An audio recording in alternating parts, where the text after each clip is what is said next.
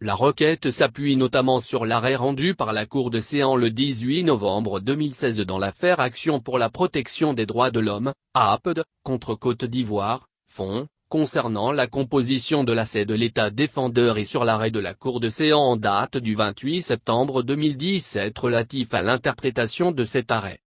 Dans l'examen au fond, la Cour a considéré que les requérants n'ont pas établi que l'organe électoral créé par l'État défendeur est composé de membres qui ne sont ni indépendants ni impartiaux, qu'il est nettement déséquilibré en faveur du parti au pouvoir, qu'il est caractérisé par une grande dépendance institutionnelle du fait de niveaux inappropriés d'autonomie administrative ou financière et qu'il n'inspire manifestement pas confiance aux acteurs politiques.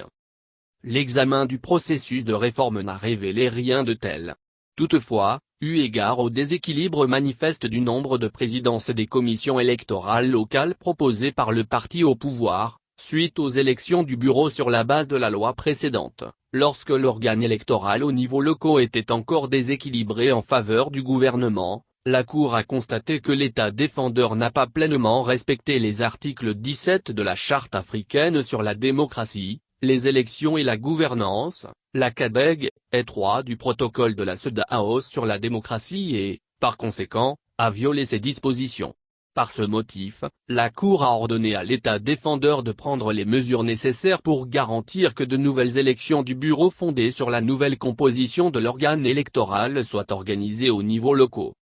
La Cour a ainsi ordonné à l'État défendeur de prendre les mesures nécessaires avant toute élection pour garantir que le processus de nomination des membres de l'organe électoral proposé par les partis politiques, notamment les partis d'opposition, ainsi que les organisations de la société civile, OSC, soit piloté par ces entités, sur la base de critères prédéterminés, avec le pouvoir de s'organiser, de se consulter, de tenir des élections, si nécessaire et de présenter les candidats nominés appropriés, a-t-on relevé dans l'arrêt. Elle a également ordonné à l'État défendeur de lui faire rapport des mesures prises relativement aux deux mesures ci-dessus dans un délai de 3 mois à compter de la date de notification du présent arrêt, et ultérieurement, tous les 6 mois, jusqu'à ce qu'elle considère que ces ordonnances ont été pleinement exécutées.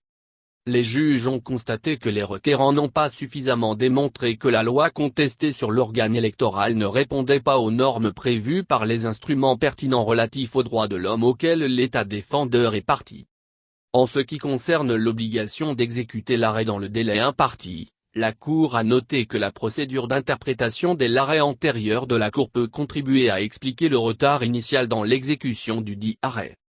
Même si l'État défendeur aurait pu engager le processus législatif consensuel pour réformer plus tôt la loi régissant l'organe électoral, la Cour a jugé acceptable la justification qu'il a donnée de ce retard, considérant que l'organisation d'un tel dialogue politique inclusif avec différents partis politiques et OSC en vue de la création d'un organe électoral conforme aux normes internationales pertinentes a inévitablement pris du temps. En conséquence, la Cour a considéré que l'État défendeur n'avait pas violé son obligation d'exécuter l'arrêt qu'elle a rendu, tel que prévu par l'article 30 du protocole. La Cour a décidé que chaque partie supporte ses propres frais de procédure.